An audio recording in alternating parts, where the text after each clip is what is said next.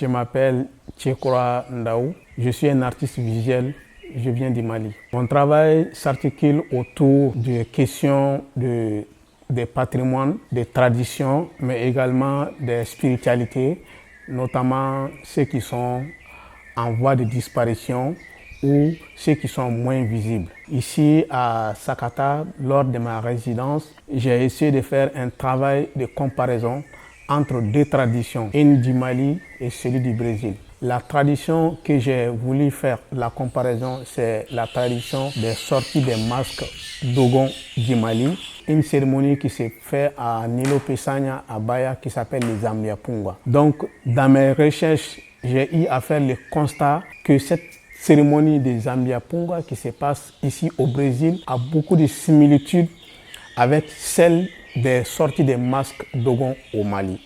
Donc j'ai essayé de faire un travail de rencontres visuelles, sonores, mais également sur la symbolique des deux événements qui se font dans deux parties du monde, mais qui ont presque les mêmes similitudes en termes de musique et également en termes de symbolique spirituelle. Et mon expérience à Sakata a été vraiment une expérience que j'invite tous les autres artistes à essayer de vivre. Ça a été vraiment une expérience enrichissante pour moi. J'ai pu confronter mon regard, ma pensée et puis mon quotidien avec d'autres artistes venus d'autres coins du monde, mais également des artistes bayanais ou des artistes du Brésil. Donc cette expérience m'a permis de faire une réflexion poussée dans un environnement dédié à la création.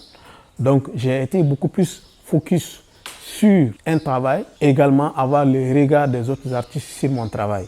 Pas que les artistes, mais également toute la communauté qui était autour de nous, notamment l'équipe de Sakata. Donc, ils étaient tous présents aux côtés de nous pour développer cette réflexion. La chose qui m'a le plus marqué pendant ma résidence, c'est déjà l'environnement de création. Et ceux qui aiment la nature, c'est vraiment un environnement propice pour la création.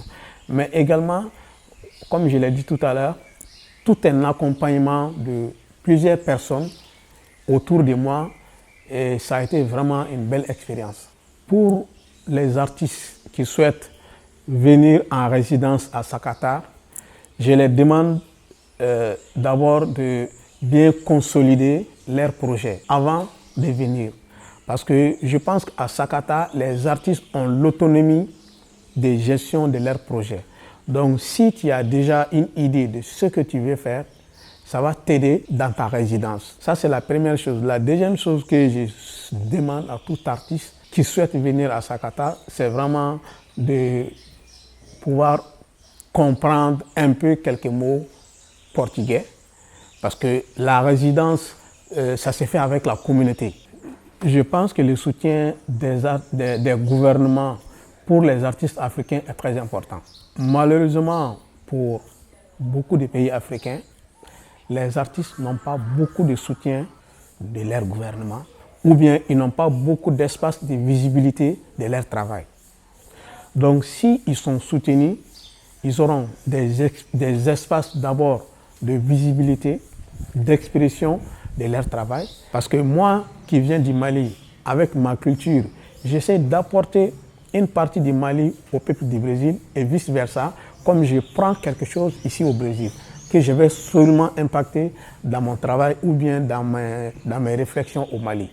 Donc le fait indirectement de supporter un artiste, ça peut impacter sur l'opinion d'une partie de la population parce que cet artiste qui a fait cette résidence ici peut apporter quelque chose qu'il a appris de l'autre côté et vice-versa. Donc vraiment, je tiens personnellement à remercier toute l'équipe de Sakata et tous ceux qui peut-être ne sont pas de Sakata mais qui ont vraiment contribué pour que je sois là, pour que je puisse vraiment faire cette expérience à Sakata.